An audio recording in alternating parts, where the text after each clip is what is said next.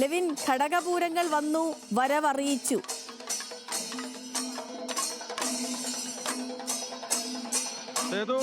പൂരത്തിന് തുടക്കം കുറിച്ചുകൊണ്ട് കണിമംഗലം ശാസ്താവ് തൃശ്ശൂർ വടക്കുന്നാഥ് ക്ഷേത്രത്തിനുള്ളിലേക്ക് പ്രവേശിച്ചു. മഞ്ഞും വെയിലുമേക്കാതെ ശാസ്താവ് വടക്കുന്നാഥനെ തൊഴാനെത്തി. അതിനുശേഷം രണ്ടാമത് ഇറങ്ങുകയാണ് ചെമ്പൂക്കാവിലമ്മ.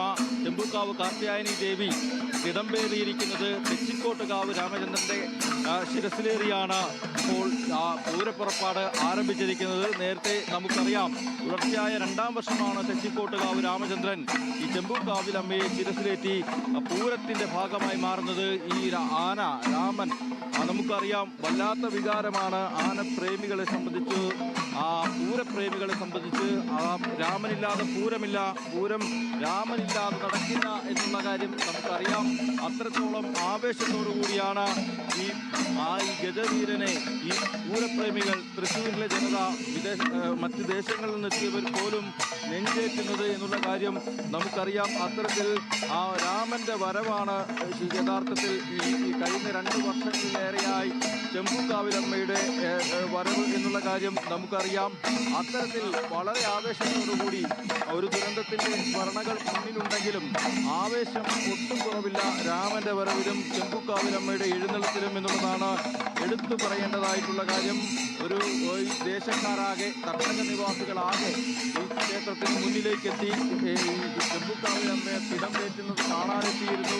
അങ്ങനെ മനോഹരമായ ഒരു ഭക്തിപരമായ അത്തരമൊരു രംഗത്തിന് ശേഷം ക്ഷേത്രത്തിന് പുറത്തേക്ക് ഇറങ്ങി അതിനുശേഷം പഞ്ചവാദ്യം നടക്കുകയാണ്. ഈ പഞ്ചവാദ്യം പൂർത്തിയായാലുടൻ വടക്കുന്നാഥനിലേക്കുള്ള യാത്ര ആരംഭിക്കും, എഴുന്നള്ളത്ത് ആരംഭിക്കും. തൃശ്ശൂരുകാരെ സംബന്ധിച്ചുകൊണ്ടും ആനപ്രേമികളെ സംബന്ധിച്ചുകൊണ്ടുമൊക്കെ വലിയ ആവേശത്തോടു കൂടിയാണ് ഓരോ പൂരത്തിലും പങ്കെടുക്കുന്നത്. ഓരോ ആനകളും ഒന്നൊന്ന് കേവന്മാരാണെങ്കിലും നമുക്കറിയാം 1984 കേരളത്തിലെത്തിയ മൂർത്തിപ്രസാദ് എന്ന ആന ചെമ്പൂക്കാവിലമ്മയ്ക്ക്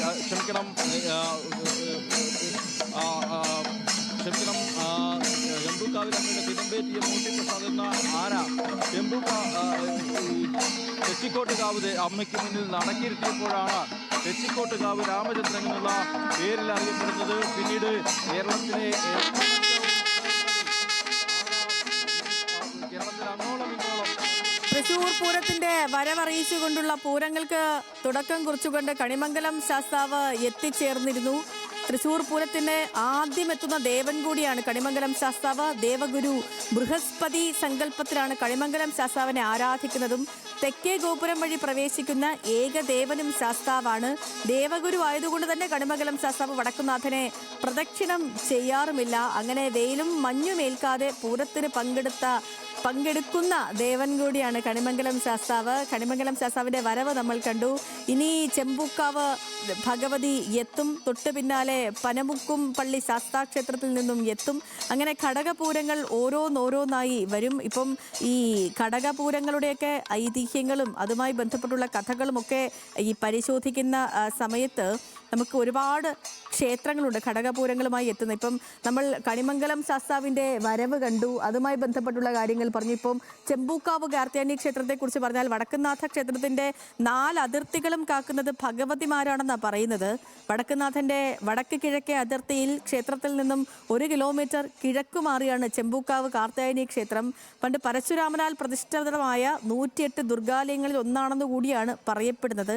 അങ്ങനെ ഈ ക്ഷേത്രത്തിൽ നിന്നും ഈ തലേ ദിവസം, അതായത് ഇന്നലെ മുതലേ അവിടെ ചടങ്ങുകളൊക്കെ ആരംഭിച്ചതിന് ശേഷം ഈ പൂരം പുറപ്പാടും അതൊക്കെ കഴിഞ്ഞതിന് ശേഷമാണ് ഒരു ദേശം ഒന്നാകെ ഈ ദേവിയെ ചെമ്പൂക്കാവ് കാർത്യായനി ഇവിടേക്ക് വടക്കുന്നാഥൻ്റെ മണ്ണിലേക്ക് അയക്കുന്നത്. അങ്ങനെ ഓരോ ഘടകപൂരങ്ങൾക്കും ഓരോ കഥകൾ പറയാനുണ്ട്.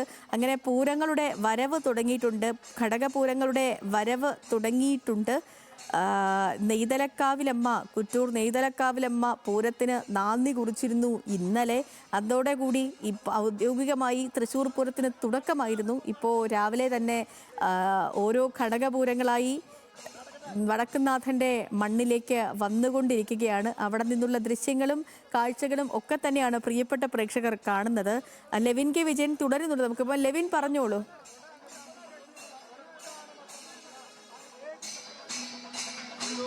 ചെമ്പൂക്കാവിലമ്മയുടെ തിടമ്പേറ്റിക്കൊണ്ട് രാമന്റെ വരവാണ് നമ്മൾ കാണുന്നത്.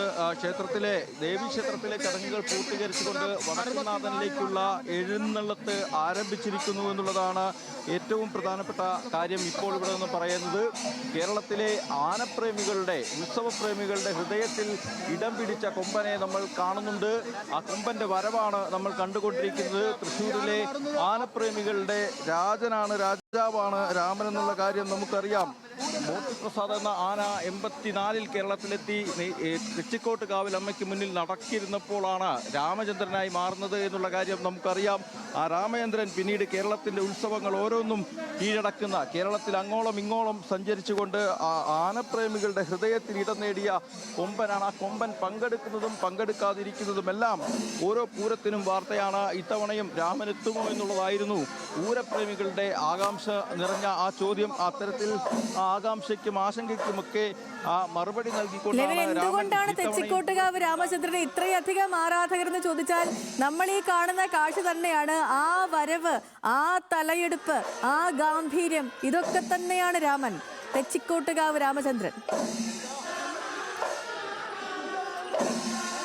തീർച്ചയായും സേതു, അങ്ങനെ തന്നെയാണ്. രാമന്റെ പ്രത്യേകത നമ്മൾ പറഞ്ഞറിയിക്കാതെ ആനപ്രേമികൾക്കോ അല്ലെങ്കിൽ പൂരപ്രേമികൾക്കോ പറഞ്ഞു കൊടുക്കേണ്ട കാര്യമില്ല. രാമൻ ഒരു തവണ ഒരു തിടമ്പ് ശിരസിലേറ്റിയാൽ അത് ആ തിടമ്പ് താഴെ ഇറക്കുന്ന സമയം വരെയും ഉയർത്തിപ്പിടിച്ച്, തല ഉയർത്തിപ്പിടിച്ച്, മസ്തകം ഉയർത്തിപ്പിടിച്ച് അങ്ങനെ നിറഞ്ഞു നിൽക്കുന്ന എത്ര ആന ചുറ്റും നിന്നാലും അതിനൊപ്പം ഈ തിടമ്പേറ്റിയ രാമനെ കണ്ടാൽ അത് ആ തല താഴ്ത്തില്ല എന്നുള്ള കാര്യം അറിയാം. അത് ആ പൂരപ്രേമികൾക്ക് പ്രത്യേകമായി പറഞ്ഞു കൊടുക്കേണ്ട അത്തരത്തിൽ ഒട്ടേറെ പ്രത്യേകതകൾ നിറഞ്ഞ 18 നഖങ്ങളും ഉയർന്ന മസ്തകവും ഉയർന്ന പൊക്കവുമൊക്കെയുള്ള ഏഷ്യയിലെ ഏറ്റവും വലിയ തലയെടുപ്പുള്ള ആന എന്നുള്ള നിലയിലാണ് രാമനെ നമ്മൾക്കറിയാവുന്നത്. അതേ രാമന്റെ വരവാണ് ഈ കാണുന്നത് എന്നുള്ളതാണ് നമുക്ക് പറയാൻ കഴിയുന്നത്. തൊട്ടു പിന്നിൽ മറ്റ് കരിവീരന്മാരുണ്ടെങ്കിലും രാമൻ നിൽക്കുമ്പോൾ രാമനായിരിക്കും ആന എന്നുള്ള ഒരൊറ്റ നോട്ടം, എല്ലാ കണ്ണുകളും രാമനിലേക്ക് എത്തുന്ന കാഴ്ചയാണ് നമുക്ക് എവിടെയും കാണാൻ കഴിയുന്നത്. അത്തരത്തിൽ വലിയ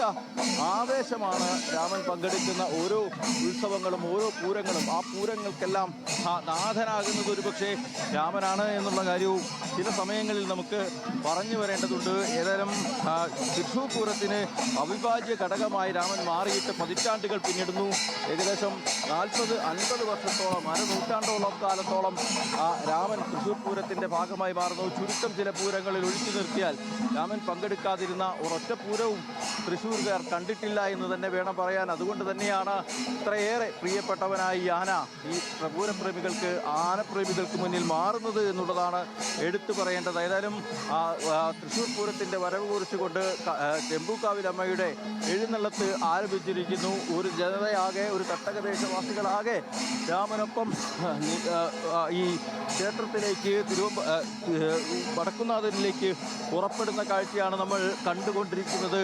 പൂരപ്രേമികളെ സംബന്ധിച്ചുകൊണ്ട് അവർ കാത്തിരുന്ന വരവാണ് ഈ ആനയുടേത്, അല്ലെങ്കിൽ ചെമ്പൂക്കാവിലമ്മയുടേത് എന്ന കാര്യം തീർച്ചയായും നമുക്ക് പറയേണ്ടതായി വരും. അത്തരത്തിൽ ആ വലിയ കാത്തിരിപ്പിന് വിരാമമിട്ടുകൊണ്ടാണ് രാമൻ ഈ നഗരവീഥികൾ കീഴടക്കിക്കൊണ്ട് ആ ക്ഷേത്രത്തിലേക്ക് പുറപ്പെടുന്നത് എന്നുള്ളതാണ് ഏറ്റവും പ്രധാനപ്പെട്ട കാര്യം.